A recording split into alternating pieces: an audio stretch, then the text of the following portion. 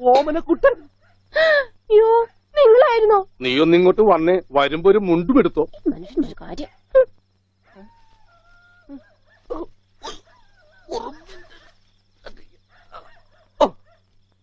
ദാ. നിന്റെ ആങ്ങളില്ല മുണ്ടൂരാൻ. നാട്ടുകാരെ മുണ്ടും പറിച്ചിട്ടാടി എക്സ്പോർട്ട് ചെയ്യണത്. അതെ, അവന് തലയ്ക്ക് നല്ല സുഖമില്ലാന്ന് അച്ഛനമ്മയും പറയണ കേട്ടു. എന്താ ഉണ്ടായേ? അവൻ എന്നെ കൊണ്ട് ഒരു മൊട്ടക്കുന്നിന്റെ മോളിൽ കയറി. അവർ ചെന്നപ്പോ എന്റെ മുണ്ടും പറിച്ച് ഒറ്റ ഓട്ടം. ഞാനാണെങ്കിൽ അടിയിൽ ഒന്നും ഇട്ടിട്ടുണ്ടായില്ല.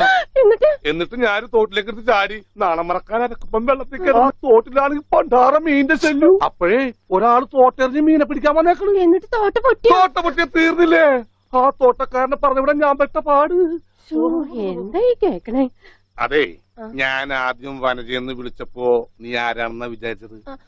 അത് ഞാൻ വിചാരിച്ചത് പട്ടിയാണെന്നാ. പട്ടിയൊക്കെ നിന്നെ വനജയെന്നാ വിളിക്കാറ്. ചില പട്ടികളൊക്കെ എന്നെ അങ്ങനെയാ വിളിക്കാം. ഓഹോ, ആ